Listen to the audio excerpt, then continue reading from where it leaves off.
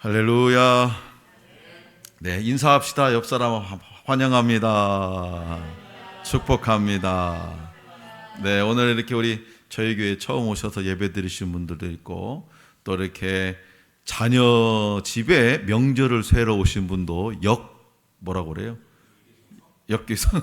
네, 하여튼 그러신 분들도 있고 그렇습니다. 네, 아무튼 명절 잘 보내고 계시지요?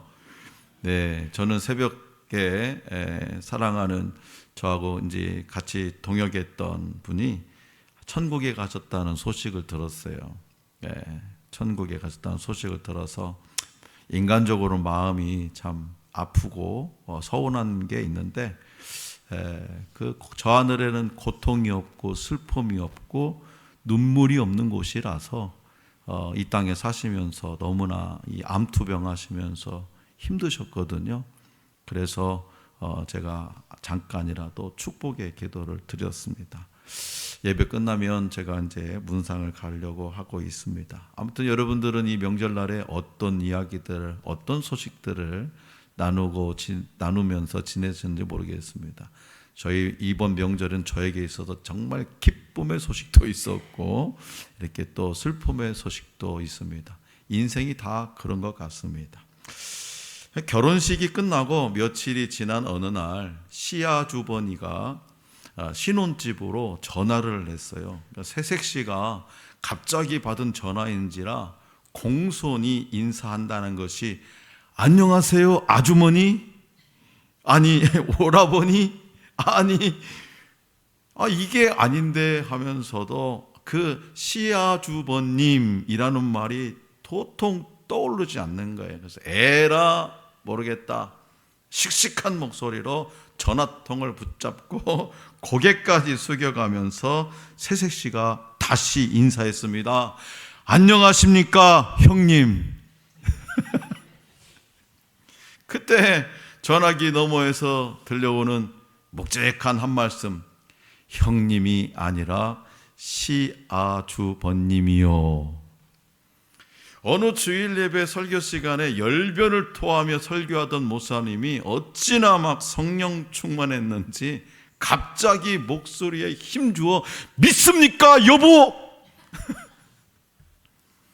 그렇게 외쳐봐. 아니 웬 여보? 믿습니까 여러분 한다는 것이 그만 믿습니까 여보 하고 소리 지른 거죠. 설교는 계속되고 교인들은요 막 허벅지를 꼬집어가면서 웃음을 참는 와중에도 그 예배 시간 아주 은혜로웠습니다. 실수한 줄도 모른 목사님이 뒤늦게 알고는 한마디 하죠. 아니 교인들이 설교 시간에 싱글벙글 하기에 오늘 막 말씀의 설교에 은혜를 듬뿍 받은 줄 알았대. 자, 사랑하는 모든 가족이 한자리에 둘러앉아 이 감사와 덕담을 나누는 한가위입니다. 감사하면 먼저 거둬들인 풍성한 열매들이나 사업들의 번창, 그리고 기도 응답 같은 것들을 떠올릴 거예요. 그러나 그리스도인에게 참 감사는 나 중심의 열매 때문이 아니라 하나님 중심의 믿음 때문에 가능한 겁니다.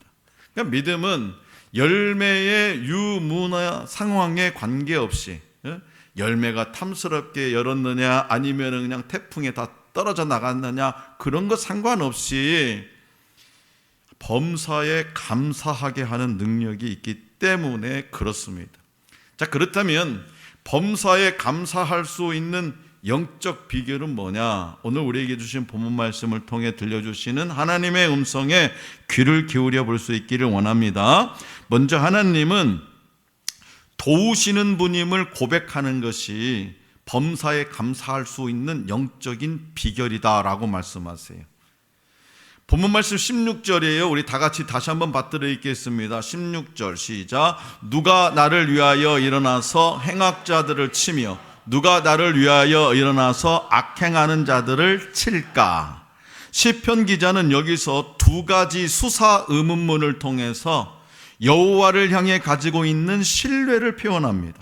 첫째는 자신을 괴롭히는 악인들을 치기 위해 오로지 여호와 말고 누가 일어날 수 있겠느냐라는 거예요. 둘째는 악을 행하는 이들 앞에서 여호와 말고 누가 나설 수 있겠느냐라는 질문이. 다시 말해서 시편 기자가 현 상황을 이길 어떤 힘도 어떤 능력도 없지만 오직 하나님만은 나를 도우시는 분이라는 믿음의 고백이 담겨 있는 거죠. 그렇기 때문에 나는 아무것도 할 수 없는 존재임을 고백하면서 하나님께 여러분들은 나아가셔야 됩니다. 그럴 때 하나님은 나를 도우시는 여호와 니시가 되시고 우리는 하나님의 선하심을 보게 될 줄로 믿습니다. 둘째로, 도우시는 하나님의 이름을 찬양하는 것이 범사에 감사할 수 있는 영적인 비결이다라고 말씀하세요. 자, 본문 말씀 17절이에요. 다 같이 받들겠습니다. 17절 시작. 여호와께서 내게 도움이 되지 아니하셨다면 내 영혼이 벌써 침묵 속에 잠겼으리로다. 아멘. 시편 기자는요, 여기서 비현실적인 과거 상황을 언급합니다. 곧 하나님의 도우심이 아니었다면 자신은 벌써 침묵했을 것이라고 말하는데요, 이 표현은 죽음의 세계를 뜻하는 거예요. 다시 말해서 영혼이 침묵에 잠겼을 것이다 라는 표현은 인생이 끝났을 것이다 라는 의미예요. 그러나 하나님이 도우셨기에, 하나님이 도우셨기 때문에 지금까지 생명을 이어가게 되었음을 감사하고 하나님께 영광을 올리며 찬양하는 거예요. 자, 이번 한가위가 온 가족이 지나온 시간을 돌아보고 도우신 하나님의 은혜를 찬양하면서 영화롭게 하는 그런 시간이 되었으면 좋겠습니다. 세상적인 일들에 환호하기보다는 가족들의 믿음의 삶을 지켜주시고 가족들의 삶의 순간순간에도 개입하셔서 그 가족들의 삶을 통해서 이 시대에 살아계시고 역사하신 하나님을 증거하게 하신 그 하나님을 찬양할 수 있기를 원합니다. 마지막으로, 도우시는 하나님께 기도하는 것이 범사에 감사할 수 있는 영적인 비결이라고 말하고 있습니다. 자, 본문 말씀 18절입니다. 우리 다 같이 받들겠습니다. 18절 시작. 여호와여, 나의 발이 미끄러진다고 말할 때에 주의 인자하심이 나를 붙드셨사오며. 아멘.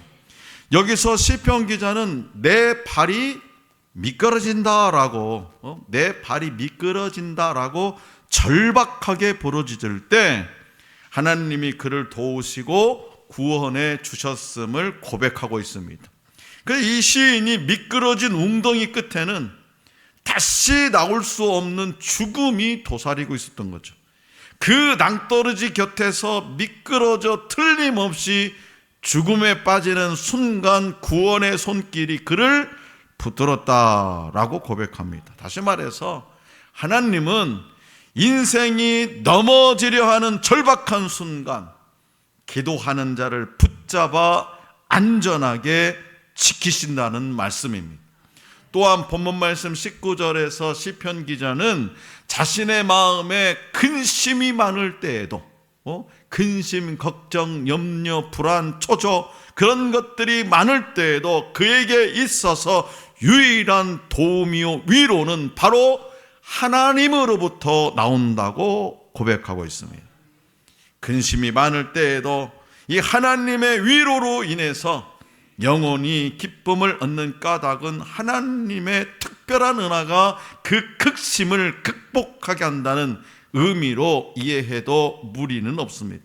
다시 말해서 하나님의 임재에서 오는 위로가 참 위로입니다. 자, 그러나 본문을 달리 해석하면 하나님이 그 모든 근심거리와 문제를 해결해 주심으로써 결국 영혼은 만족을 얻고 기쁨을 얻게 된다는 의미가 담겨 있어요. 그렇기 때문에 하나님의 도우심을 믿고 기도의 자리에 나아가는 저와 여러분들이 될 수 있기를 원합니다. 구하는 자에게 가장 좋은 것으로 응답해 주시는 복을 누리는 저와 여러분들이 될 수 있기를 원합니다. 자, 사랑하는 성도 여러분, 우리가 성경을 읽다 보면 믿음의 많은 선배들이요, 삶의 여정에서 여러 가지 악한 일들로 인해서 고통당하는 것을 볼 수 있습니다. 예를 들어서, 자, 다니엘은요, 하나님을 믿는다는 이유로 모함을 받아서 사자굴에 던져졌어요. 다윗은 사울에게 충성을 다했으나 그에게서 부당한 미움을 받았어요. 그래서 여러 해 동안 쫓겨다니며 광야에서 생활했고요, 심지어는 적국에 가서 미친 척을 하면서 생명을 유지했어요. 자, 사도들은 어떻습니까? 예수님의 제자들, 그들은 예수님을 전한다는 이유로 매맞고 옥에 갇히고 때로는 죽임을 당했습니다. 거꾸로 매달려 죽기도 하고요, 톱으로 잘려서 죽기도 했고요. 이들은 불합리한 상황에서, 이렇게 불합리한 상황에서 어떻게 했을까? 어떨게? 오직 하나님의 보응하심을 믿었습니다. 어떤 형편과 여건과 상황 속에서도 하나님의 보응하심을 믿었어요. 자, 로마서 12장 19절입니다. 자, 다 같이 시작. 내 사랑하는 자들아, 너희가 친히 원수를 갚지 말고 하나님의 진노하심에 맡기라. 기록되었으되 원수 갚는 것이 내게 있으니 내가 갚으리라고 주께서 말씀하시니라. 아멘. 우리가 세상을 살다 보면 여러 가지 내가 정말 억울한 일도 있고 분통 터질 일도 있고 그런 많죠. 그러다 보면 뭐 어떻게 해요? 눈에는 눈, 이에는 이다. 그렇게 하지 말라는 거예요. 뭐예요? 도우시는 이 하나님을 의지하라는 거예요. 원통하고 분통 터지고 일이 잘 꼬여가지 않고 내가 열심히 일하고 노력했는데 나를 알아주지 않아도 그에 따라서 원망하고 불평하고 절망하지 말고 나를 도우시는 그 하나님을 기억하라는 거예요. 그 하나님 앞에 내가 하나님, 저 연약합니다. 제가 할 수 있는 것이 아무것도 없습니다. 그렇게 고백하라는 거예요. 하나님 앞에 하나님을 찬송하라는 거예요. 그 하나님 앞에 기도하라는 거예요. 그런 하나님이 보응해 주시리라 믿습니다. 우리는요, 하나님의 도우심이 없다면 죽음의 고통에서 벗어날 수 없어요. 사랑하는 우리 집사님이 얼마나 고통스러우면 명절날 산소호흡기를 떼주세요. 나는 천국의 소망이 있습니다. 죽음 따위는 고통스럽지 않습니다. 두렵지 않습니다. 산소호흡기 좀 떼주세요. 산소호흡기 떼면 3시간 정도 살 수 있습니다. 그래서 여기저기 전화를 한 거예요. 나 3시간밖에 못 산대야. 나하고 있었던 일 중에 좋은 일들만 기억하고 천국 한복판에서 만나자. 근데 담당 의사가 출근해가지고 돌아와서 봤는데 법적으로 뗄 수 없습니다. 의식이 있는 분들은 법적으로 뗄 수가 없습니다. 그래서 지금 약 이틀 정도 더 사시다가 천국에 가셨습니다. 우리는 그 집사님을 천국 한복판에서 볼 겁니다. 왜요? 하나님이 우리를 도와주시고 우리를 구원해 주셨기 때문이죠. 죽음에서 건져 주셨기 때문입니다. 그렇기 때문에 하나님의 도우심이 없다면 우리는 이 죽음의 고통에서 벗어날 수 없다는 거예요. 시편 기자가 극심한 고난 속에 빠졌을 때 그는 변함없는 하나님의 사랑을 체험했습니다. 하나님은 당신을 의지하고 사모하는 자를 붙들어 주십니다. 하나님은 우리가 피하고 의지할 안전한 피난처가 되어 주십니다. 우리에게 진정한 위로와 힘을 주시는 이는 오직 하나님 한 분뿐입니다. 그러므로 범사에 감사할 수 있는 영적 비결은 하나님의 도우심을 고백하는 것과 그 이름을 찬양하는 것에서 온다는 것을 잊지 마시기 바랍니다. 내게 새 인생을 주시는 하나님께 믿음으로 고백해서 풍성한 감사가 넘치는 명절을 보낼 수 있기를 간절히 기원합니다.